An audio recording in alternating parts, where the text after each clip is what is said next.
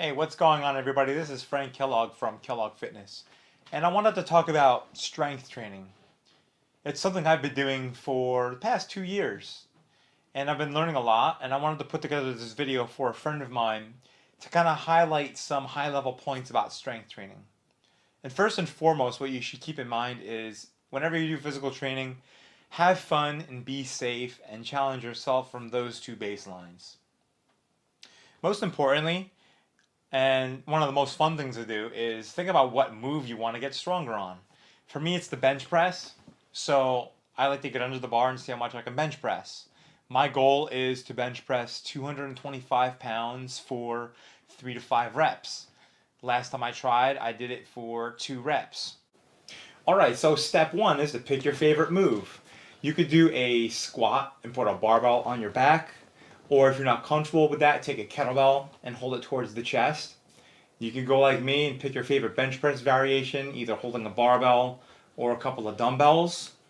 With deadlifts, you can do a lot of different things: conventional deadlift, sumo, or even a hex bar, or once again, a large kettlebell. The main thing is to definitely just pick one, focus on it, because your whole training program is going to have squatting, benching, deadlifting within it, and you're going to vary all those movements within anyways. But stay focused on one and you're good to go. So step two would be to pick 4 or 5 variations of your favorite move. So for example, me with the bench press, I want to be a standard grip bench press. So that's the thing I want to get better at. Therefore, a couple different variations might be the close grip bench press. Sometimes I might do a standard grip bench press and put some chains or some rubber bands on the barbell to get some accommodating resistance. That's a whole nother thing I could do a video on if you're interested. I might even use dumbbells and lay on a flat bench. That way I'm not using a barbell and I have to independently stabilize my arms. There's actually a lot of variations you could do past 5. And then once again, your whole program, your squat, bench, deadlift, and overhead press will all have 5 or 4 or even 6 or 7 variations. This will allow you to have fun in your training, train different angles of the muscle, and just overall get stronger at a lot of different things. So also within step 2, you want to keep in mind your training waves. So waves are 3 weeks long. Inside of the week, you'll have typically 3 to 4 days of training. You'll squat day 1, bench day 2, perhaps deadlift day 3, and overhead press on day 4. If you're doing 3 days, you'll squat, bench, and do a full body, which sometimes is lower body emphasis, sometimes is upper body emphasis. Alright? But what you want to keep in mind, so we stay on track with our bench press, is inside that 3-week wave, week 1 I'll do 8 reps, week 2 I'll do 5 reps with a heavier weight, and week 3 I'll do 3 reps with the heaviest weight I can do. But all of this is based on your 1 rep max calculation. If you want to figure that out, you should find an app, or I can give you the calculation if you just message me. So you're doing 8 reps for muscle endurance, you're doing 5 reps for a little bit of muscle endurance, but starting to work into that strength range, and then you'll hit your 3 reps for that heavy strength range. And you don't want to do strength every single week because you'll fatigue. You want to hit the different energy systems of the body. And so every once in a while you'll do a wave where you'll do 10 reps 1 week, week 2, 8 reps, week 3, 6 reps. Once again, this is just to change things up, add a little variety to the training.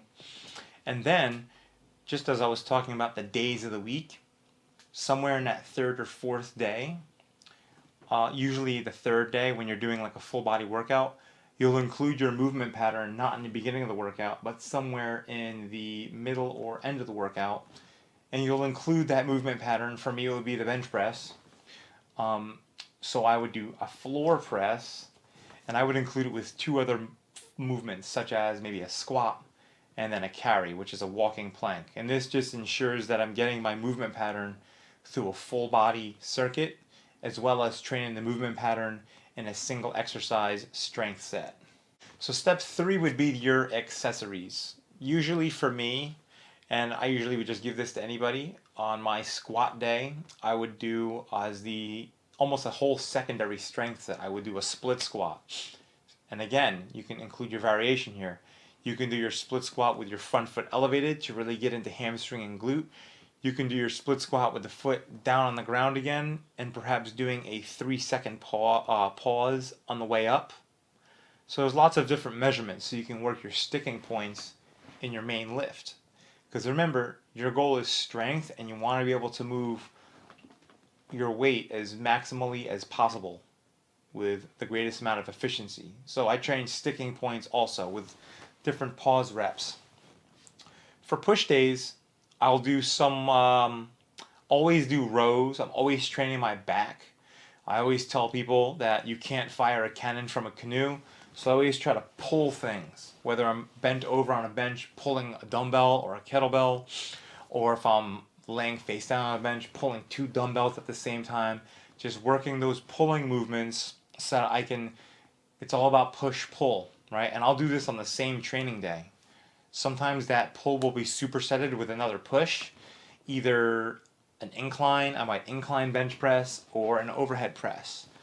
But just think in terms for yourself, angles and variation, and you're always keeping the reps between 8, 5, and 3 on the first strength move, and then as you move further into the workout, the reps start to increase a little bit as the weight starts to decrease. So it's a lot of inverse proportions as well. Whether you're doing a push goal or like a squat goal, I can't emphasize enough your back training. For example, whenever I'm going to push, I want to make sure that I'm also training the upper back muscles so that I have a good, strong foundation. For something like a squat, which we might think about our quads, the front of the leg, we want to make sure that our hamstrings and our glutes are working good, all right? Because those are very important muscles during your squat also. So a lot of the times you'll have, after your 1 or 2 strength moves, you'll have 3 exercises, accessory set number 1, and then a whole nother set of accessory exercises. For squat day, it almost always comprises of a lot of back training for the legs, the posterior train, hamstrings, glutes. For upper body, a lot of the times it includes more isometrics. Sometimes I'll hang from a bar.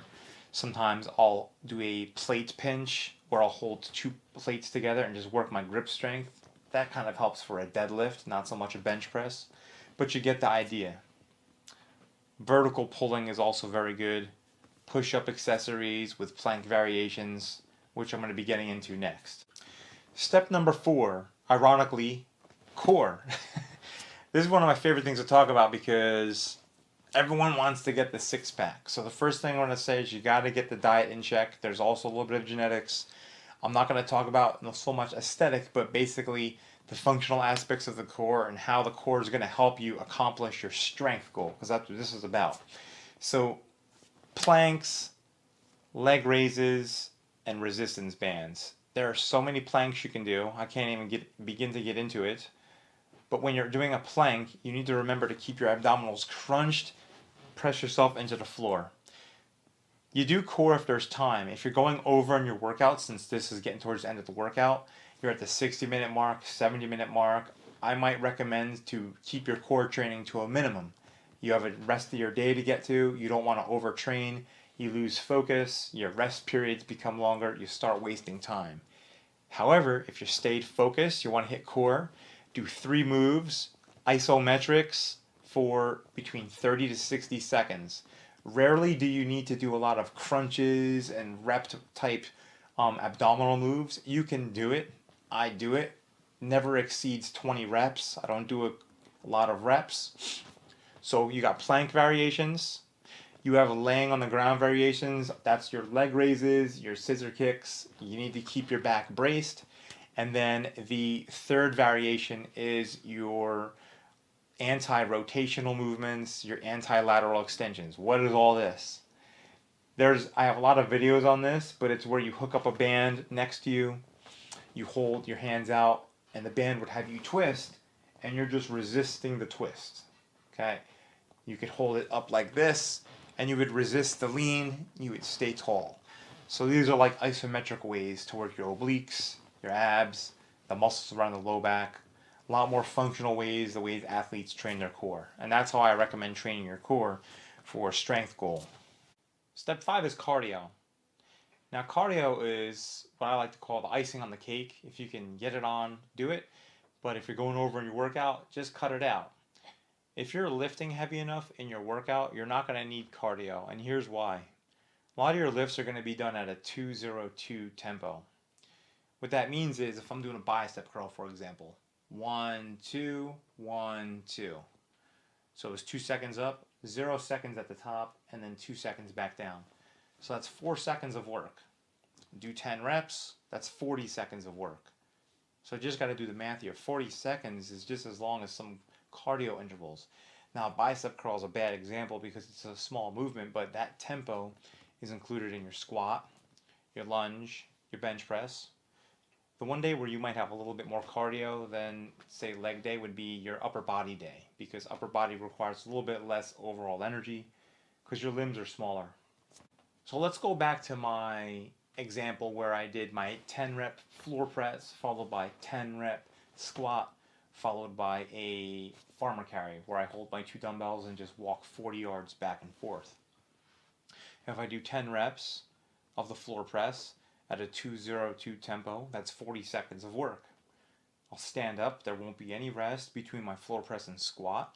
I'll do the same thing. I'll goblet squat, hold my dumbbell up top, 202 tempo, 2 seconds down, 0 seconds at the bottom, 2 seconds back up. That's another 40 seconds of work. So now I'm at 80 seconds of work with heavy weight under a compound move. Third move, I'll farmer carry. I'll carry heavy weights down and back through the gym, 40 yards. Let's just say that takes 40 seconds. Might even take a minute. So I'm already at like 120 seconds of work without any break. That's 2 whole minutes of fairly dense work, followed by a 60-second rest. Just breaking the math down for you, ladies and gentlemen. That's a 2-to-1 work ratio, the same kind of work ratio that you'd have in HIIT training. So what I'm trying to say is here is if you want to do cardio, do it on your upper body day where there's more of a chance you maybe break as much of a sweat, but treat it as an icing on the cake kind of thing. Don't do so much cardio to where your workout goes past 70 minutes. 70 minutes is redlining it, in my opinion, unless you're training for some kind of high endurance event.